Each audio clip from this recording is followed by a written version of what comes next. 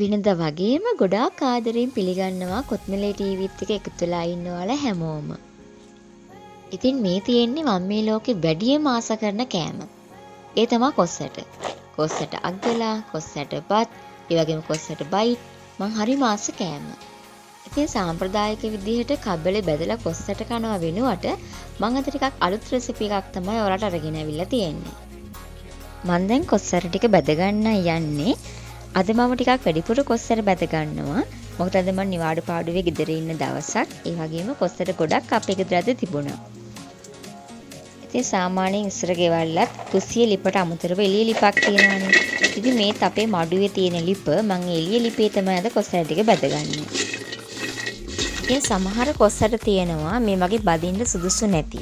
විශේෂයෙන්ම සමහර වැලගස්වල වැලගෙඩියේ ඇට පිටිගතිය මදි නිසා ඒවා බදින්න සුදුසු නැහැ. ඒවා බැද්දත් කොස්සට වල තියෙන නියම රසය ඒවා වල අපිට ගන්නට බෑ.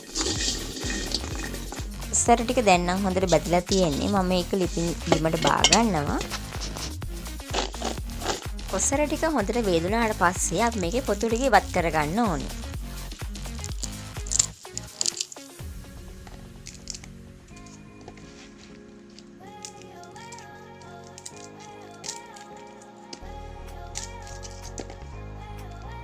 මම වැදපු කොස්සට ඔක්කොගේම දැන් පොතු ටික ඉවත් කරගෙන තියෙන්නේ.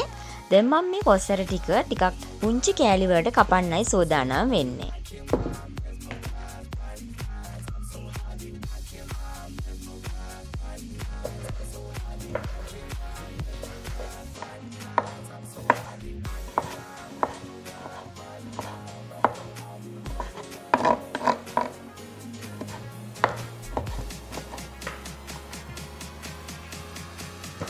ඔන්න අපි දැන් බැදගත්ත කොස්ස ටික ඔක්කොම කපාගෙන ඉවරයි මේ විදිහට පුංචි කෑලි වලට. ඉතින් ඔයාලට පුළුවන් මේ කෑලි ටික හොඳ පිරිසිදු වීදුරු බෝතලයකට දාලා ෆ්‍රිජ් එකේ තියාගෙන පාවිච්චි කරන්න පුළුවන්. විශේෂයෙන්ම ඔයාලා තේ බොන වෙලාවට, ඒ වගේම ඔයාලට බැදුමක් හදාගන්න වෙලාවට මේක පාවිච්චි කරන්න පුළුවන්. ඒ වගේම කොස්සට අග්ගලා කන්න ඕනේ නම් මේ ටික ආයෙ ගුලි කොටලා බෙන්ඩර් කරලා කොස්සට අග්ගලා කන්නත් පුළුවන්. ඉතින් අද මම ඔයාලට කියලා දෙන්න හදන්නේ මෙන්න මේම හදාගත්ත කොස්සට පෙති වලින් රසම රස බැදුමක් හදාගන්න විදිහ. ඉතින් ගොඩක් වෙලාවට ගොඩක් අය හදන්නේ මේ කොස්සට තෙලේ බැදලා තමයි බැදුම හදන්නේ. ඒත් මම හදන්නේ කබ්බලේ බැදපු කොස්සට වලින් තමයි අද මේ කොස්සට බයිට් එක එහෙම නැත්නම් කොස්සට බැදුම හදන්නේ. ඉතින් මම ඔන්න තාච්චියක් ලිපේ තියාගත්තා. තාච්චිය හොඳින් රත් වුණාට පස්සේ තෙල් ටිකක් අපි එකතු කර ගන්නවා. ඉතින් ඔන්න තෙල් ටික හොඳට රත් වුණාට පස්සේ අපි කපාගත්තේ එහෙම නැත්නම් තලාගත්ත සුදු ලුණු ටික එකතු කර ගන්නවා.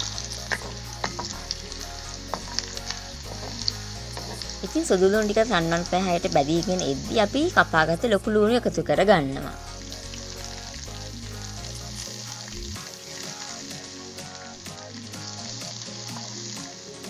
ලොකු ලුණු ටිකත් හොඳින් කරුණාට පස්සේ අපි මේකට කරපිංචා එකතු කර ගන්නවා.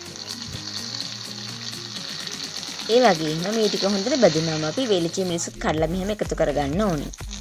ඉතින් ඔයාලා කැමති නම් මේ අවස්ථාවේදී කොච්චි එහෙම නැත්නම් නයි මිරිස් වගේ දේවල් එකතු කරගන්නත් පුළුවන්. ඉතින් ඒ ටික හොඳට බැදුනාට පස්සේ අපි කපාගත්ත කොස්සට පෙති ටික මෙන්න මේ විදිහට එකතු කරගෙන ටිකක් කලවම් කරගන්න ඕනේ.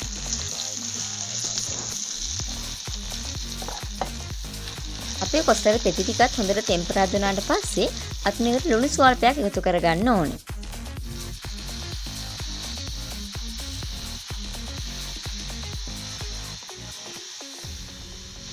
ඉතින් අවසානයේට මම මිරිස් කුඩු ටිකකුත් එකතු කරගන්නවා. ඔයාලා මුලින්ම නයි මිරිස් වගේ දේවල් එකතු කරගත්තා නම් මේ අවස්ථාවේදී රස බලලා තමයි මිරිස් කුඩු එකතු කරගන්න ඕනි.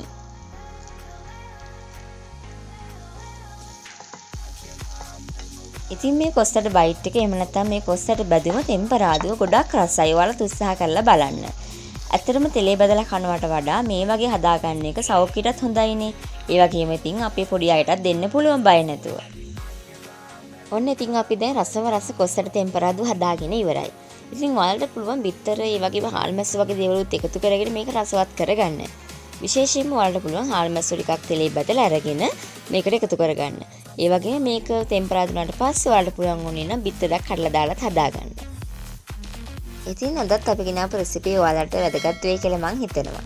දිගටම අපිත් එකතු වෙලා ඉන්න කැමති නම් අපිව subscribe කරන්න. අදත් එකතු වෙලා හිටපු ඔයාලා හැමෝටම ගොඩක් ස්තුතියි.